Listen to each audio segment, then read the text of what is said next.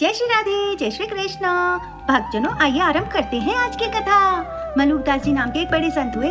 जब वो बड़ी नई अवस्था के थे ना, उस समय वह एक सत्संग में गए। वहाँ एक अन्य संत कथा सुना रहे थे कि जो कोई भी प्रभु का चिंतन, उनका नाम कीर्तन करता है, प्रभु उनके सभी मनोरथ पूर्ण करते हैं। वहाँ पर मलुकदास जी ने उन संत से बड़ी ही उत्कंठता से पूछा कि हे गुरुदेव, श्री भगवान का नाम जप करने से क्या, उनका दिन रात मनी मन सुमिरन करने से क्या भोजन भी मिल सकता है? संत भगवान बोले, क्यों नहीं, हमारे प्यारे ठाकुर तो जानवरों, कीड़े मकोड़ों सभी को भोजन देते हैं। वे तो सभी का परम कल्याण करने वाले हैं। बस उनका चिंतन ही हर चिंता से मुक्त कर देता है। अब मलुकदास जी बोले कि हे गुरुदेव, अगर मैं अपनी मर्जी से ना खाना चाहूँ तो भी क्या वो मुझे भोजन पवा देंगे? संत भगवान बोले, बिल्कुल पवा देंगे। मलुकदास जी मन ही मन कहते हैं कि आज के दिन मैं कुछ भी ग्रहण नहीं करूँगा। आज देखता हूँ कि प्रभु मुझे कैसे खाना पवाएंगे। वे एक जंगल में एक घने पेड़ के ऊपर चढ़कर छिप करके बैठ जाते हैं और वहाँ पर बैठकर खूब नाम जप हरि कीर्तन करते हैं।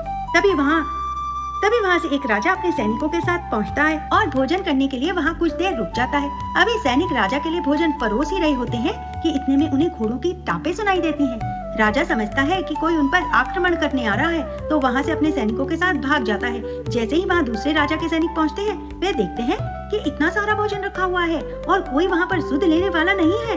पर तभी उनका सेनापति बोलता है कि हो ना हो, किसी को पता था कि हम यहाँ आने वाले हैं और हम सभी को मारने के लिए यह जहर मिला खाना रखा गया है।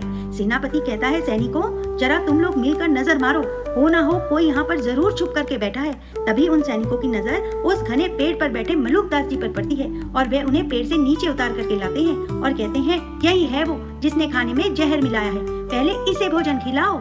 जब मलुकदास जी ने भोजन करने से इनकार किया तो उन्हें पीट पीट करके भोजन कराया। बस अब क्या था भक्तजनों, इस घटना ने उन्हें एहसास करवा दिया कि भगवान किसी को भी भूखा नहीं सुलाते, वे सभी के दाता हैं।